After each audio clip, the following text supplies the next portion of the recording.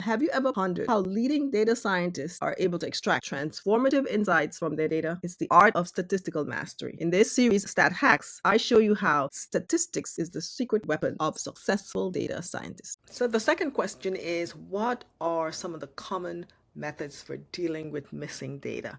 Encountering missing data is very common in data science. Fortunately, there are several methods for dealing with missing data. The first of which is the simple list-wise deletion. You just remove the entire row that contains the missing value. Now, that is always dependent on the quantity of missingness. We'll talk more about that in a subsequent video. Another method is the mean mode or median imputation. So this is where you simply impute the central value and you use the fill NA. You can fill it with the mean or the mode, or you can actually use the simple imputer function from Python, and you can then use whatever of the various parameters.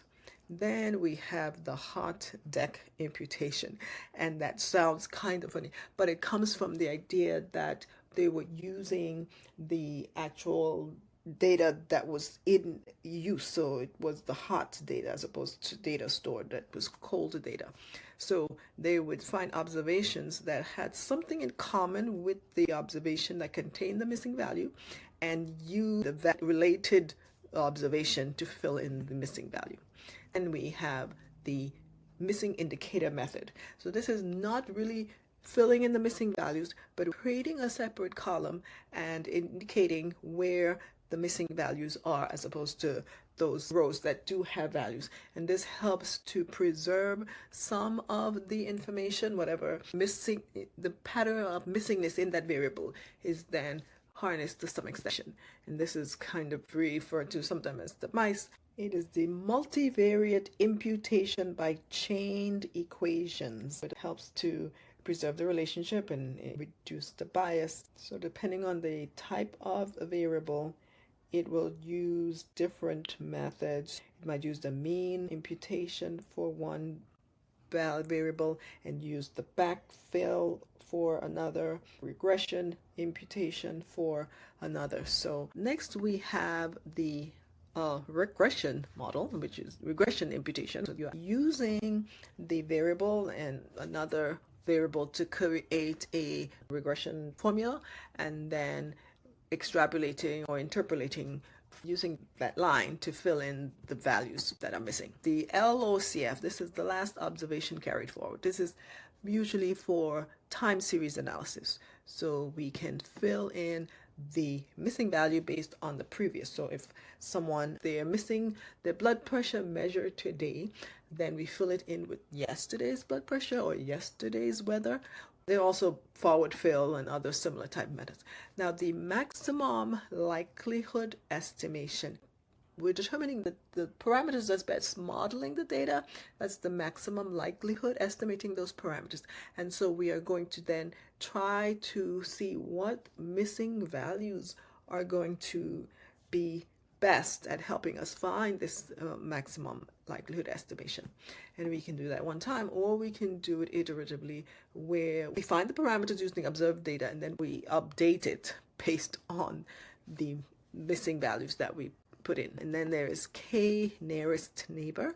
This is a machine learning algorithm that can be applied to the data such that it will use the values of the observations that's closest to it in its multidimensional space and then filling it in with a value data point that's closest to that.